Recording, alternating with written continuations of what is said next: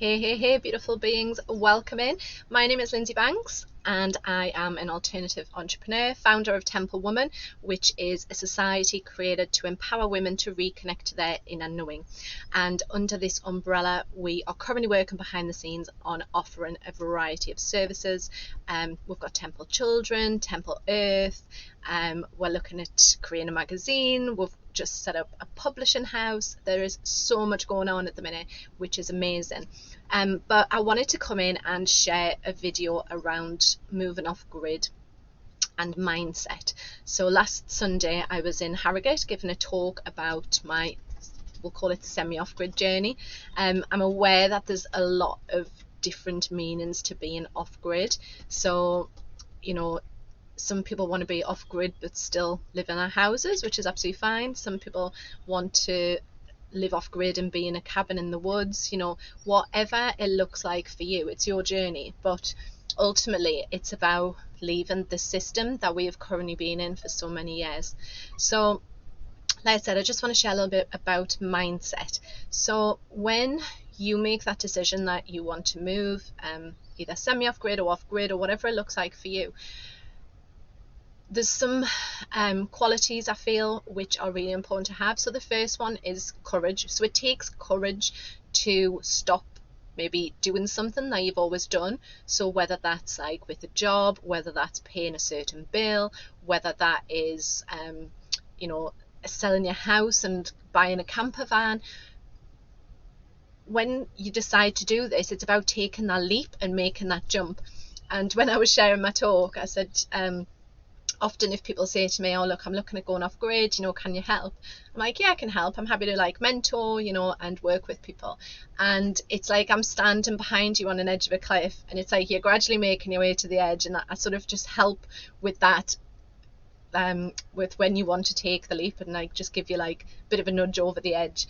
So yeah, so it does take courage in order to decide to live in a way that's maybe not conventional, that maybe other people don't understand.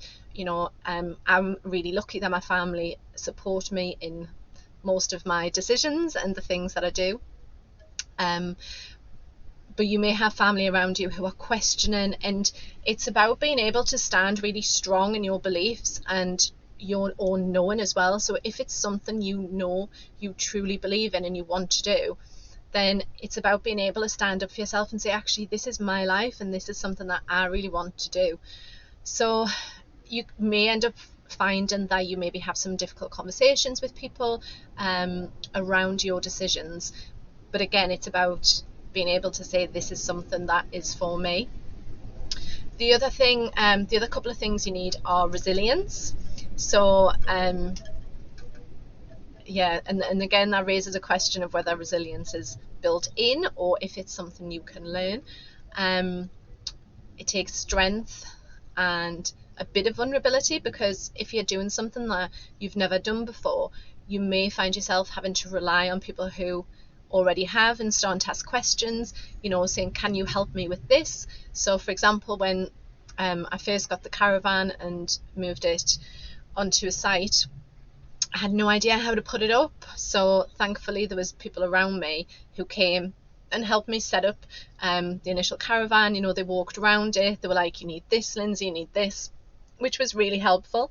And then obviously with the storms and everything going on at the minute, you know, part of my awning has collapsed, but because we've had such fierce rain, I've just left it down for the minute. I'm like, I'll wait until there's a dry sunny day and then I'll put that bit back up, but for now it's not urgent.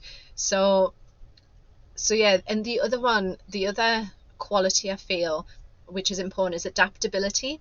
So like, how easy do you find it to adapt to new situations, to new people, to new circumstances, etc.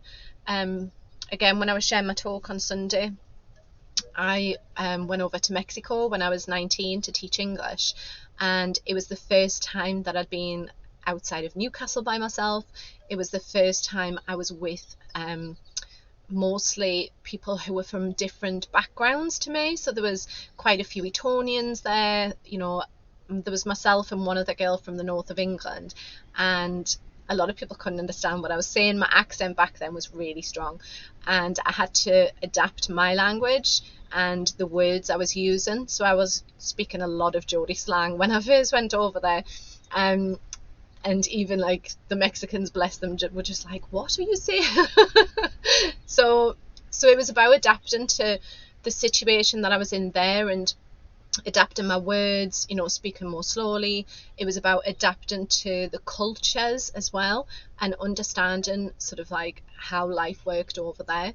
So if, for example, you've never tried anything new, you've never gone anywhere by yourself, I would highly recommend even just going to like a dance class or doing something different that you've never done before, just to start pushing yourself a little bit out of your comfort zone.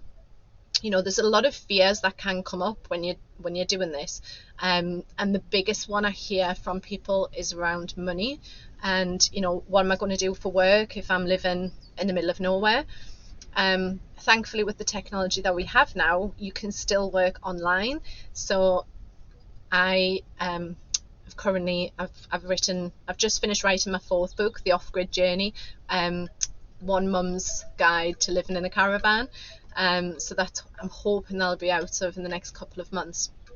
So I've been able to write, I've been able to do Zoom calls, and you can use your SIM card from your phone and connect it to your laptop. I didn't even know what a mobile hotspot was until my 9-year-old showed me, and I was like, wow, my laptop, I can use my laptop still, which for me was amazing, because a lot of the work I do is online.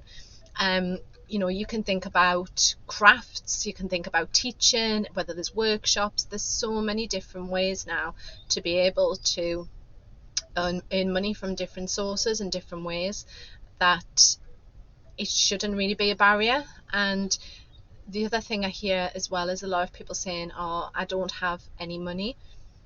My recommendation is, you might find that once you start actually exploring the assets that you do actually have money. So for example, if you've got a pension that you're saving for a rainy day, but you're over the age of 55, you can start to access that. If you own your house but you want to sell it, that's an asset. If you're driving around in a really expensive car, you can sell that. So there are different ways of raising finances to be able to make that jump. A friend of mine is currently, I heard recently about someone who is claiming back their direct debits from various companies, so that might be something to look into. So yeah, sorry, I just lost my train of thought though. So yeah, there's just some different options that I just wanted to share with you, like around the mindset and fears that may come up. And it's absolutely, it's normal to have fears, and it's then about just saying, right, okay, how do I conquer this fear? How do I overcome it? And getting to the root of where that fear actually stems. So there's a great phrase that I was given, Lord knows who by, but I call it upstairs. When I was looking to go, I was on my honeymoon in the Maldives, and this was back in 2010, and I was in this beautiful place, but all my mind kept thinking about was, oh my God, what if when I go back home the weather's really snowy, it's icy. I'd had two car crashes within the space of 6 months, and where I'd skidded on the ice and then I ended up in a tree. So my mind was just completely elsewhere, and whilst I was worrying about all this stuff that was maybe not even potentially going to happen, I just heard this voice which just said, fear not the unknown. And I was looking around, I was like, where did that come from? Who said that? But that has stuck with me since then. So anytime anything's come up that I might have felt a little bit worried about, or thought, oh, could I do that? I just keep repeating that mantra to myself, because I think one of the biggest fears that we do have is the unknown. It's like, well, what will it be like?